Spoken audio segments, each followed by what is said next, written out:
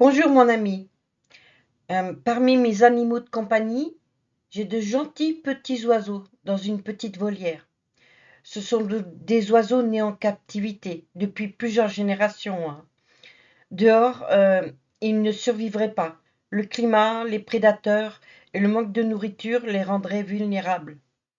Ils étaient 4, Sam, Dean, Bella et Ruby. Mais hélas, l'un d'entre eux, Dean, est mort il y a 2 semaines de vieillesse. Et comme ils ont tous les 4 à peu près le même âge, c'est l'occasion de parler d'eux, avant que je n'ai plus mes petits amis chantants. Désolée, je suis un peu émue. Aujourd'hui, nous partons à la découverte du petit diamant mandarin.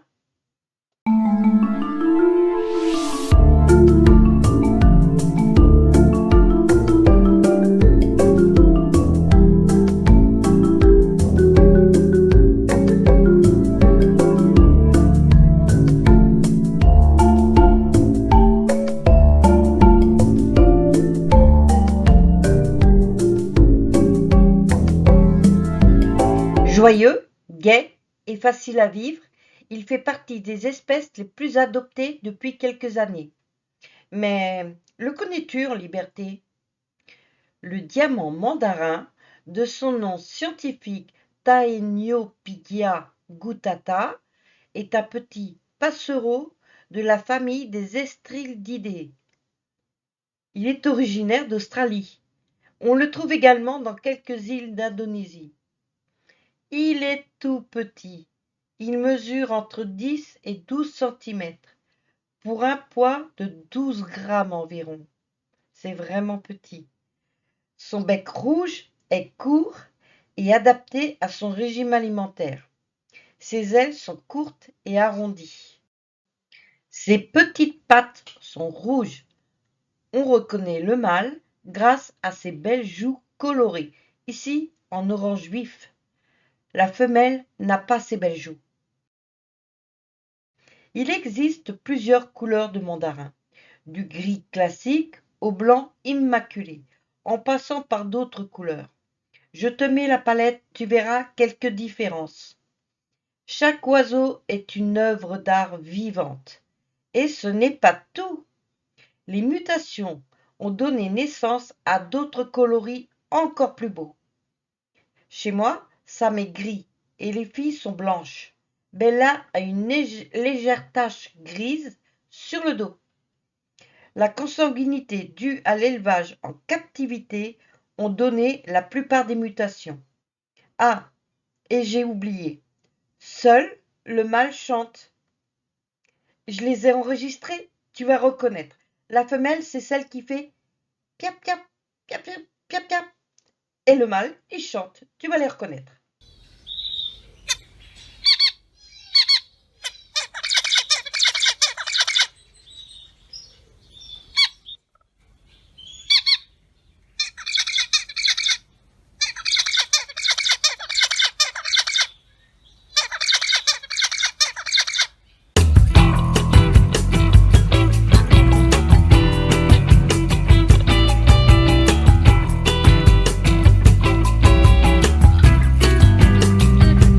Abondant, voire commun, comme chez nous notre moineau. Le mandarin fréquente tous les habitats, sauf les forêts humides. Il préfère les régions de broussailles arides, les arbustes, les plaines, clairières et bien évidemment les parcs et les jardins. Il s'installe souvent proche de l'eau, car il aime énormément s'y rafraîchir et aussi pour éliminer les parasites. Ils vivent en couple ou en très grandes colonies, pouvant compter une centaine d'individus, parfois plus. Ils sont grégaires et hautement sociaux, surtout quand ils se désaltèrent au point d'eau, sautillant aisément sur le sol. Ils s'entendent bien avec les autres petites espèces d'oiseaux et partagent souvent la même flaque d'eau. Comme je le disais avant, ils sont très sociables. Ils se font même des câlins, des bécos. Ruby était la compagne de Dean, et elle était à côté de son petit corps au fond de la cage. Je suis émue, désolée. Maintenant, ils dorment tous les trois ensemble dans le nid. Ils n'avaient jamais fait ça avant. comme si les deux autres voulaient consoler Ruby de la perte de son amoureux. Et je suis sûre qu'il la consolait. Les diamants mandarins est granivore. Il se nourrit principalement de graines tombées au sol ou mûrissantes, qu'il picore goulûment. Il mange parfois aussi des fruits ou des légumes. Il capture aussi des insectes tels que les fourmis et les termites. Il semble néanmoins qu'il les apprécie particulièrement pendant la saison des amours et lorsqu'ils élèvent ses petits. Ils descendent au sol pour manger. Moi, j'ai essayé toutes sortes de légumes et de fruits. Les miens n'en veulent pas. Le seul légume qu'ils mangent, c'est les feuilles de salade verte. Ils les picorent.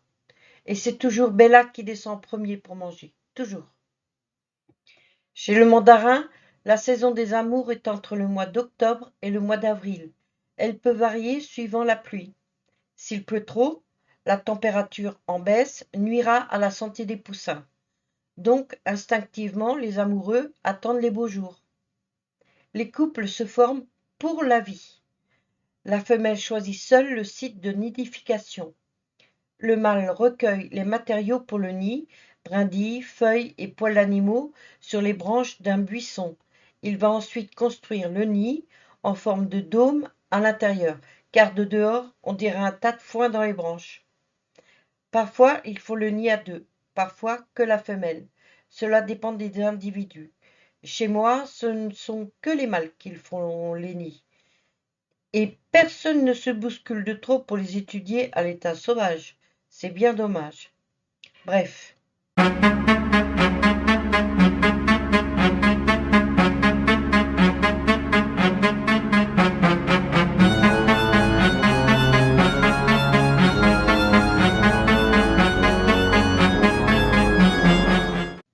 La femelle va pondre entre 4 à 7 œufs. C'est énorme pour un si petit oiseau, même si les œufs sont minuscules. Regarde, j'en ai un dans ma main, et j'ai des petites mains, pour dire comme ces œufs sont minuscules. Les deux parents couvent ensemble la nuit, et à tour de rôle en journée, pendant que l'autre va manger ou boire. Les œufs vont éclore au bout de 13 jours environ. Les poussins naissent nus, les plumes pousseront rapidement. Les deux parents les nourrissent de fourmis et de termites. Les petits ont le bec noir et les pattes rosées. Ils quittent le nid à 3 semaines. Les parents les aident quelques jours encore pour la nourriture.